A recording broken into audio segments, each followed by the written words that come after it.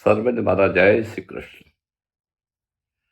આપણે ગીતા વંદના એ શ્રેણી અંતર્ગત 41માં મણકામાં મળી રહ્યા છીએ. મિત્રો, આજે આપણે મહાભારતના સૌથી ઉપેક્ષિત પાત્ર એવા કર્ણ વિશે વાતો કરવાની છે.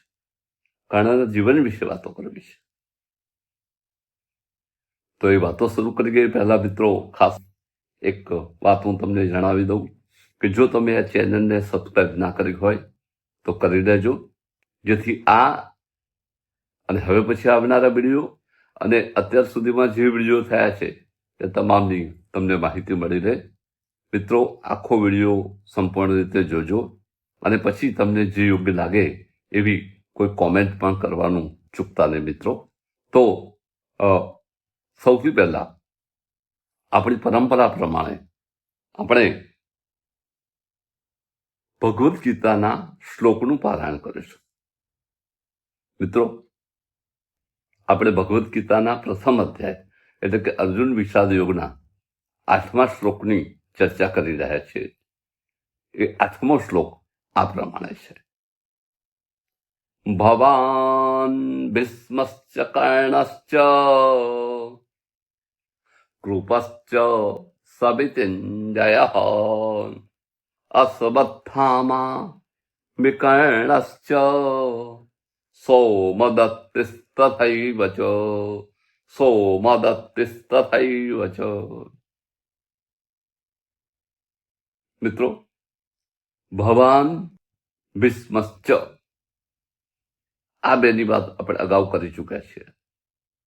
ભવાન એટલે આપશ્રી, કારણ કે દુર્યોધન પોતાના ગુરુ દ્રોણાચાર્યને આ વાત કહી રહ્યો છે, એટલે દ્રોણાચાર્યને એ ભવાન તરીકે સંબોધિત કરે છે.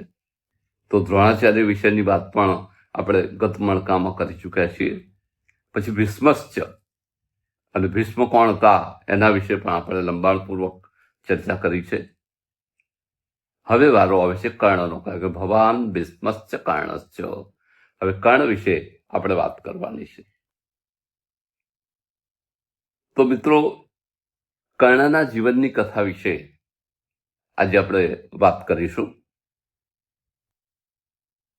આપણે તો બધા જાણીએ છીએ કે કુંતી પુત્ર કર્ણ હતા, અને છતાંય એમને આ જીવન સૂતપુત્રના લેબલથી જીવવું પડ્યું.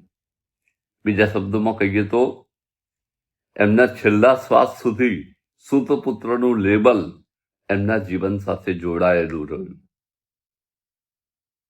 તો એવા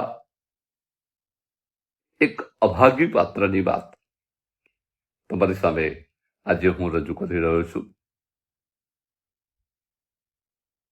મિત્રો, શૂરસેન નામના એક પ્રખ્યાત રાજા હતા.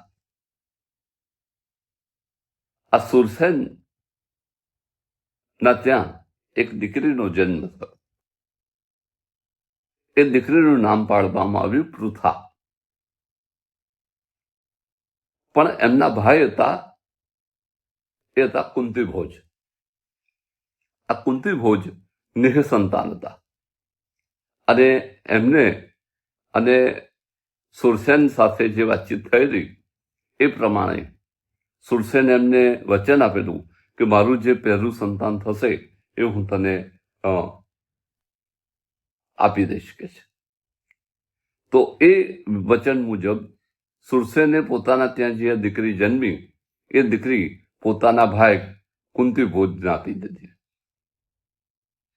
કુંતીભોજે આને પણ ભગવાનની એક સુંદર ભેટ માનીને એનો સુંદર રીતે ઉછેર કરવા માંડ્યો.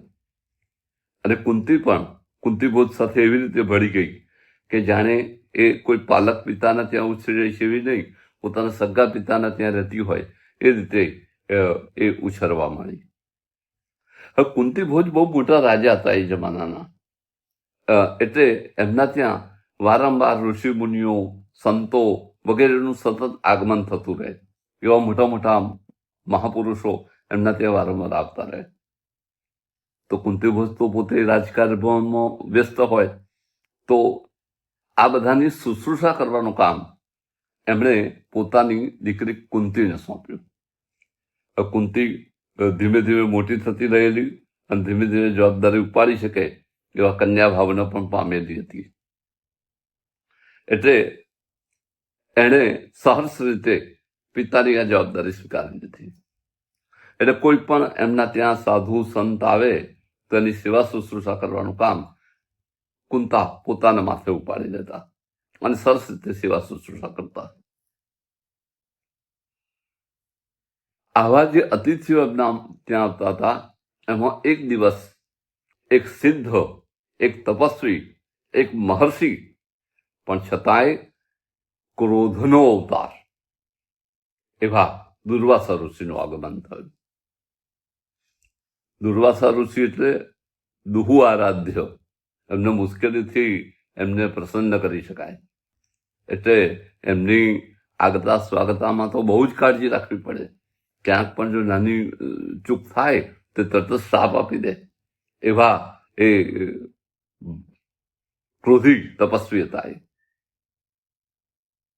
તો કુંતા એ એમની પણ શુશ્રૂષા કરવાની શરૂ કરી અને પછી દુર્વાસા ઋષિ ઉચિત અનુચિત જે કંઈ માંગણીઓ કરે એ પ્રમાણે કુંતીએ એમની સેવા કરવાનું શરૂ કર્યું. અને દુર્વાસાએ જોયું કે ઘણી વખત તો પોતે ના ગમતી હોય એવી વસ્તુઓની માંગણી કરે અને છતાંય કુંતા એના માટે હાજર કરી દે, એની વ્યવસ્થા કરી દે અને સદાય હસતા હસતા ઋષિની સેવા કરે. આ બધી સેવાથી દુરારાધ્ય એવા દુર્વાસા પ્રસન્ન થયા.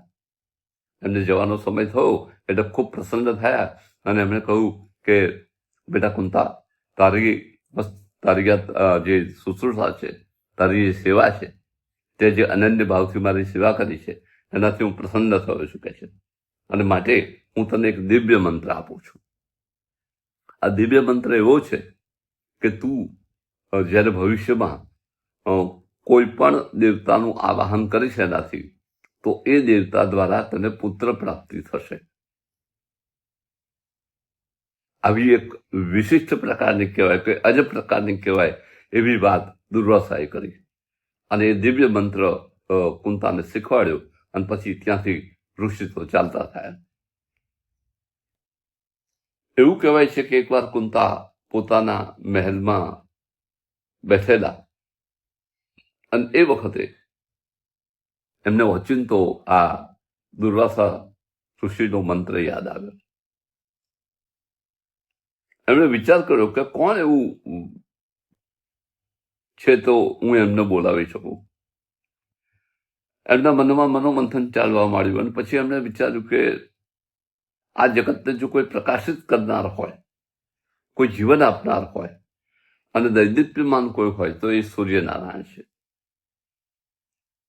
તો કહે છે કે લાવો ને આ ઋષિનો મંત્ર સાચો છે ખોટો એની કસોટી તો કરી જવું. એમ કરીને એને પેલો જે મંત્ર હતો એનાથી સૂર્યદેવનું આવાહન કર્યું. અને આ તો ઋષિ દુર્વાસાનો મંત્ર. એનો પ્રભાવ એવો થયો કે થોડી જ વારમાં એનો જે મહેલની અટારી હતી તેમ એક દૈદીપ્યમાન પ્રકાશ પસરાઈ ગયો. એવો પ્રકાશ કે જેનાથી કુંતી પોતે પણ અંજાઈ ગયા અને ધીમે ધીમે સૂર્યનારાયણ પ્રગટ થયા. અને સૂર્યનારાયણ ધીમે ધીમે પાસે આવ્યા અને કુંતીને કહ્યું કે બોલ, તે મારું આવાહન કર્યું છે તો બોલ, હું તારા માટે શું કરું કે છે. કુંતા તો સૂર્યને જોઈને ગભરાઈ ગયા, કારણ કે આટલું મોટું તેજ, આવો તેજસ્વી પુરુષ એને જોઈને તો કુંતા માતા ગભરાઈ ગયા અને પછી પગે લાગીને આજીજી કરીને કહેવા લાગ્યા કે સૂર્યનારાયણ, મને ખબર નથી કે આપ આવી રીતે આવશો કે છે. મેં તો સહજ ભાવે કે છે તમને કે છે બોલાવ્યા કે છે, પણ મને કે છે દુર્વાસા ઋષિએ આ દિવ્ય મંત્ર આપેલો કે છે અને દિવ્ય મંત્ર દ્વારા એવું કહેલું તું કોઈ પણ દેવને બોલાવીશ તો એ આવશે. એટલે મારા મનમાં પહેલું નામ તમારું આવ્યું એટલે મેં તમને બોલાયા કે છે, પણ કે મારે કે કંઈ જોઈતું નથી કે છે, તમે કે તમારા સ્વસ્થાને પાછા પધારો કે છે. સૂર્યનારાયણ કે હવે એ તો શક્ય જ નથી કે છે. કારણ કે જે કામ માટે તે મને બોલાવ્યો છે એ કામ કર્યા વગર જવું તો મને કે છે ઋષિનો શ્રાપ લાગે કે છે, ઋષિનો મંત્ર નિષ્ફળ જાય કે છે. એટલે જો હું અહીંથી પાછો જઈશ તો એનો પણ તને દોષ લાગશે કે છે. તો કે છે તે મને પુત્ર પ્રાપ્તિ માટે બોલાવ્યો છે ને, તો કે છે હું તને પુત્ર આપીને જ જઈશ કે છે. કુંતા તો ગભરાયા. અરે કે છે કે મેં તો કુતૂહલમાં બોલાયા છે તમને, મારી એવી ઈચ્છા નહોતી કે મારે તમારી પાસેથી પુત્ર પ્રાપ્ત કરવો છે. મેં તો ખાલી જમસતા જ તમને યાદ કર્યા કે છે. કોઈ ઋષિનો મંત્ર સાચો છે કેમ એ જોવા માટે. બરોબર, મારી ભૂલ થઈ ગઈ કે છે, મને માફ કરો કે છે. સૂર્યનારાયણ કહે છે જો હવેથી હું પાછો જઈશ તો એનો પણ તને દોષ લાગશે કે છે. એટલે હવે હું અહીંથી પાછો તો જઈ જ નહીં શકું, અને ઋષિનું વરદાન છે એટલે એ પ્રમાણે મારે તને પુત્ર તો આપવો જ પડશે કે છે. તો તું વધારે ગભરાઈ ગયા. એમણે કહ્યું કે હજુ તો હું કુંવારી અવસ્થામાં છું કે છે, અને પુત્ર જન્મે તો મારે એને રાખવો ક્યાં, અને એના કેટલા મોટા પ્રશ્નો થાય કે છે. હું તમને કેવી રીતે આ બધી વાતો સમજાવું કે છે. એટલે તમે પાછા જાવ કે છે, અને મારે કોઈ પુત્ર જોઈતો નથી કે છે. સૂર્યનારાયણ કહે છે કે તું ચિંતા ના કરીશ, હું તને એવો પુત્ર આપીશ કે જેની જગતમાં કોઈ બરાબરી નહીં કરી શકે કે છે. એવું દિવ્ય બાળક હું તને આપીશ, અને સાથે સાથે હું તારું કન્યાપણું પણ તને પાછું આપીશ કે છે. એટલે તારા ગર્ભમાં પુત્ર જન્મશે, પણ એ પછી ફરી પાછું તારું કન્યાપણું તને પાછું આપીને જઈશ કે છે. એટલે તું એની ચિંતા ના કરીશ કે છે. આ બધું વિધિનું જે વિધાન છે એ પ્રમાણે જ બધું બની રહ્યું છે. અને માટે જ કે છે ઋષિએ તને આ મંત્ર આપેલો છે, કે ઋષિ તો બહુ ભવિષ્ય વેચતા હોય. એટલે તને આ જે મંત્ર મળ્યો છે એ સાચો મંત્ર છે, અને એના કારણે મારે કે મારું કામ કરીને જ જવું પડશે એમ કરીને કરે. અને જે પુત્ર જન્મ્યો એ એવો દિવ્ય કવચ અને કુંડળ સાથે જન્મ થયેલો. અને સૂર્યનો પુત્ર હોય પછી તો પૂછવાનું જ શું. એવો દૈદીપ્યમાન, એવો તેજસ્વી, એવો પ્રકાશિત કે જેને જોતા જ આંખો જઈ જાય. અને સાથે એ એટલું એનું મુખારવિંદ તેજસ્વી કે કોઈ પણ વ્યક્તિ એના તરફ આકર્ષાઈ જાય. કુંતા તો પુત્રને જોઈને ખુશ થઈ ગયા, અને એમને થયું ઓહો, સૂર્યનારાયણનું જાણે સાક્ષાત તેજ જ અહીંયા છે. કારણ કે સૂર્યનારાયણનો જે અંશ હતો એટલે સાક્ષાત તેજ એને મળ્યું. પણ પછી એને વિચાર આવ્યો, સમાજ શું કહે છે મારા વિશે કહે છે. અને વિચાર કરો મિત્રો, જો આજે પણ સમાજની બીક લાગતી હોય તો આથી 5000 વર્ષ પહેલાનો સમાજ કેવો હશે. કે કોઈ કુંવારી છોકરી કોઈ પુત્રને જન્મ આપે એ સમાજ સ્વીકારી શકે ખરો? આજનો સમાજ નથી સ્વીકારી શકતો. ત્યાંથી 5000 વર્ષ પહેલાનો સમાજ એ કેવી રીતે સ્વીકારી શકે? એટલે કુંતા તો અંદર ગભરાયા, અને પછી એમણે વિચાર કર્યો કે સાંજ પડે એટલે તરત જ આ પુત્રનું મારે કંઈક વિચારવું પડશે. અને પછી માં હોવા છતાંય કઠાણ હૈયું કરીને એમણે કોઈ ના જુએ એમ એક સરસ મજાની ટોપલી શણગારી એની અંદર પોતાના પુત્રને મૂક્યો, અને એ ટોપલી ગંગામાં વહેતી કરી દીધી. વિચાર કરો એ વખતે કુંતાના હૃદય ઉપર કેટલો આઘાત લાગ્યો છે આ કામ કરતી વખતે. કારણ કે ક્યાં જશે આ પુત્ર, ક્યાં શું થશે એનું કશું જ નક્કી નહીં. પણ સાથે સાથે સમાજમાં આબરૂ પણ વાલી હોય, અને એમાં કુંતી ભોજ રાજાની દીકરી, અને એના આવી રીતે કુંવારી અવસ્થામાં પુત્ર જન્મે તો કેટલી અપકીર્તિ થાય. બાપની પણ અપકીર્તિ થાય, અને જોડે કુંતાની અપકીર્તિ થાય. પછી કુંતા સાથે કોઈ લગ્ન જ ના કરે એ જમાનામાં.